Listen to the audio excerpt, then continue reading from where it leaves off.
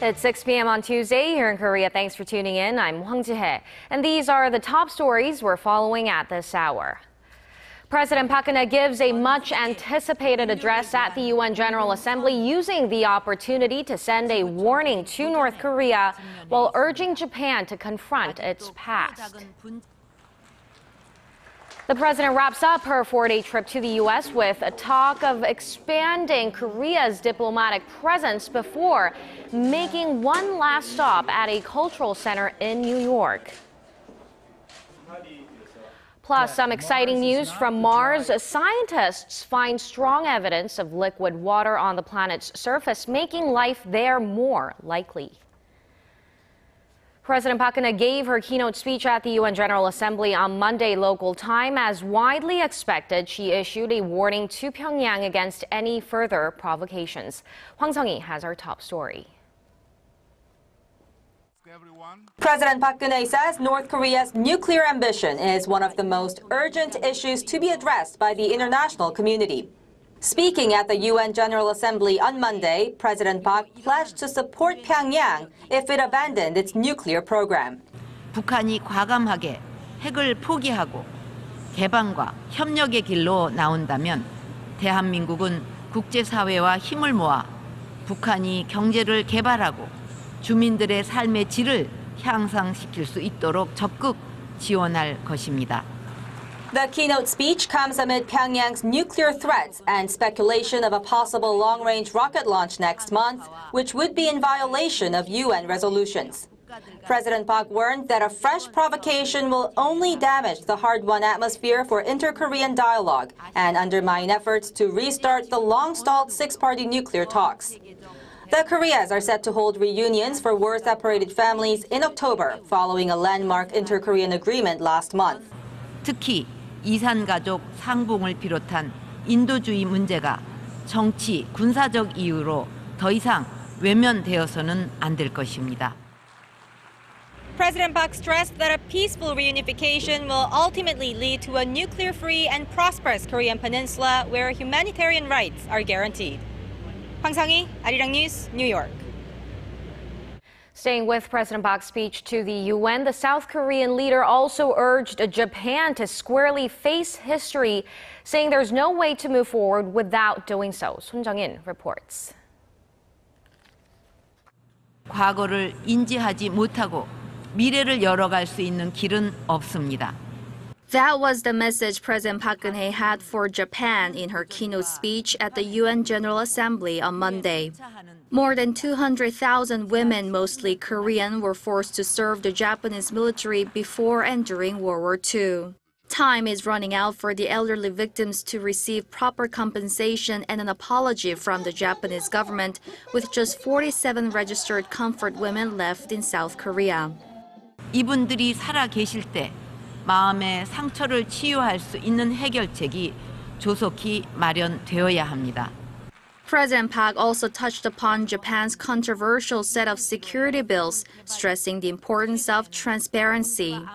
이번에 통과된 일본의 방위 안보 법률은 영내 국가 간 설린 우호 관계와 이 지역의 평화와 안정에 도움이 되는 방향으로 투명성 있게 이행되어 나가야 할 것입니다.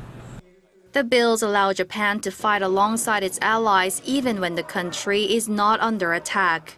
This has sparked concerns in Korea about Tokyo's possible misuse of its newly found power, considering the country's past militarism. The remark comes as the leaders of the two countries are inching closer to holding their first summit this fall on the sidelines of planned trilateral talks with China. Son Jung-in, Arirang News. President Park has also pledged to expand South Korea's contribution to UN peace missions at a peacekeeping summit held on the sidelines of the UN General Assembly on Monday. President Park said Seoul will deploy an additional engineering unit to assist with reconstruction activities in conflict zones. South Korea currently has around 630 troops deployed.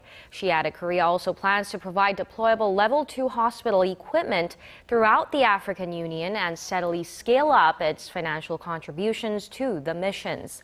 The summit, organized by the U.S., was attended by U.S. President Barack Obama, Japanese Prime Minister Shinzo Abe, and Chinese President Xi Jinping, among others. And on the last day of her U.S. trip on Monday, President Park toured an exhibition on Korean culture and cuisine in New York. Kim Ji-yeon reports. President Park Geun-hye spent the last day of her U.S. trip promoting Korean culture. On a visit to an exhibition on Korean culture and cuisine at the Korean Cultural Service in New York, the president had the honor of adorning some of the items with new certifications. The plaques are a mark of authenticity and quality for cultural items. This is the first time a sitting Korean president has visited an overseas branch of the Korean Cultural Service since its establishment 36 years ago. 전 세계에 있는 한국 문화원이 이런 우리 5,000년 한국 문화의 매력을 이렇게 알리고 또 대한민국 국가 브랜드들을 소개하고 그러는 문화 외교를 잘 해줬으면 합니다. The president also met with more than a dozen so-called K-culture supporters who will help get the word out about Korean culture in the U.S. Among them was last year's Miss USA Nia Sanchez, who has a 4th-degree black belt in Taekwondo. I have done Taekwondo for most of my life, so I have learned so much through Taekwondo about the Korean culture, about the strength, the respect, and the discipline of the Korean people. Korea views the culture industry as a potential growth engine, and the government has recently stepped up its support. As part of efforts, it has designated the last Wednesday of every month as a Culture Day to provide the public with greater access to cultural events. Kim Ji-yeon, Arirang News. North Korea's possible ballistic missile launch is expected to top the agenda once again at a meeting between the foreign ministers of South Korea, the USA, and Japan on the sidelines of the UN General Assembly on Tuesday. With his US and Japanese counterparts John Kerry and Fumio Kishida, South Korea's Foreign Minister Yoon Byung-se is expected to discuss ways the three countries can cooperate in countering threats from Pyongyang. North Korea recently indicated that it could launch a long-range ballistic missile around the 70th anniversary of its ruling Workers' Party next month or conduct a nuclear test. The upcoming meeting is the first between the foreign ministers from the three countries since August 2014. U.S. President Barack Obama and his Russian counterpart Vladimir Putin clashed during their first face-to-face encounter in over 2 years at the UN. Their discussions included a host of diplomatic issues, but focused on the ongoing crisis in Syria. Shin Se-min has the details. Meeting one-on-one for the first time in 2 years, U.S. President Barack Obama and Russian President Vladimir Putin agreed that their armed forces should sit down for talks to avoid getting into conflict in Syria.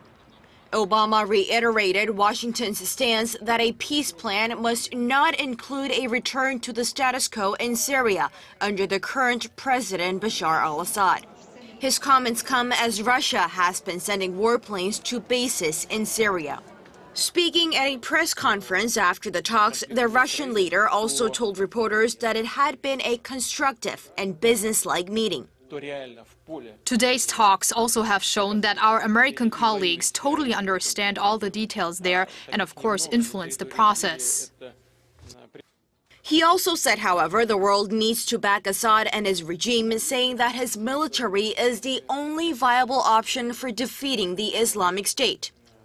Obama offered no immediate comments. The two leaders had earlier clashed publicly in their speeches to the world body. President Obama said the U.S. is prepared to work with Russia and Iran in resolving the Syrian civil war. But in a clear reference to Russia's support for the Syrian regime, Obama said there cannot be so much carnage, a return to the pre-war status quo. Later in his address, Putin shot back at Obama, saying foreign interference has resulted in the destruction of institutions, referring to the crisis in Libya and the Syrian civil war.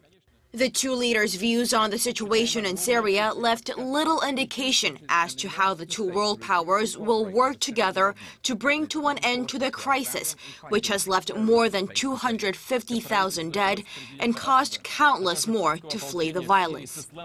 Shin Arirang News.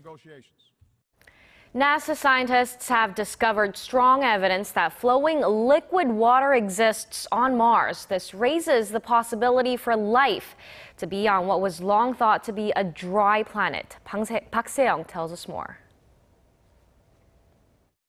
Salty liquid water flows on Mars at least during the summer, increasing the possibility that life could exist on the red planet. According to NASA scientists on Monday, scientists first made the discovery when they found streaks of hydrated minerals that form only when water is present. The streaks appear in the warmest Martian months, when temperatures climb above negative 23 degrees Celsius and fade when temperatures drop. Is that Mars is not the dry, arid planet that we thought of in the past. Today we're going to announce that under certain circumstances, liquid water has been found on Mars. Long ago, Mars was partly covered in water, with rivers, lakes, maybe an ocean, but it went through a major climate change 3 billion years ago and lost its surface water. Back in 2008, scientists confirmed the existence of frozen water on the planet. But the new evidence of liquid water lends credence to the idea that there could be living organisms on Mars today. Researchers say it's very likely that microscopic life exists in the crust of the planet, but further exploration is needed. Scientists will also need to learn more about the water's chemistry. The source of the water remains a mystery as well. Scientists say the minerals may be absorbing water vapor from the thin Martian atmosphere, or there might be a source of melting ice beneath the surface. The prospect of liquid water is an important finding for future human missions to Mars. NASA plans to send American astronauts on the red planet in the mid-2030s, and the presence of water is expected to make the trip easier and less expensive. Park Geun-hye, Arirang News. Now on to the latest on the traffic conditions in Korea on the last day of the 4-day Chuseok holiday. Taking a look at the map as of 6 p.m. If you leave for Seoul from Busan now, it'll take you just over 4.5 hours to get there. From Daejeon, it'll take a little less than 2 hours. From the southwestern city of Gwangju, expect a drive of around 3.5 hours. From Gangneung on the east coast, you'll need to plan for a drive of about 2 hours and 40 minutes. So it'll take a little longer than a normal weekday. The Korea Expressway Corporation estimates around 460,000 vehicles will be entering Seoul metropolitan area today. Traffic on northbound highways is expected to ease up around 6 p.m. this evening. The International Monetary Fund is expected to slash its global growth forecast for this year and next. One major cause of the possible cut is the threat exporters are facing from weakening commodity prices. Kwon So-ah has this report. The goal of 3.3% global economic growth this year seems to be fading away.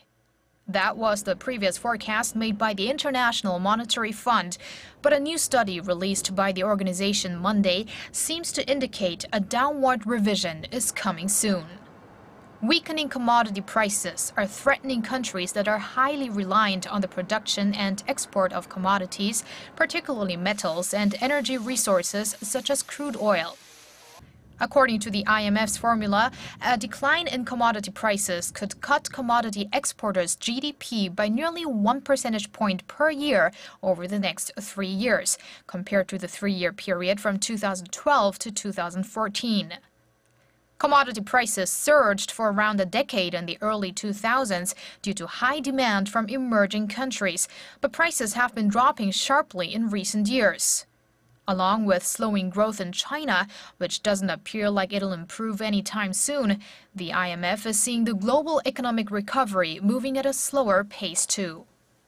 In an interview with French magazine Les Echos, IMF chief Christine Lagarde said a projection of 3.3% growth this year is, quote, no longer realistic.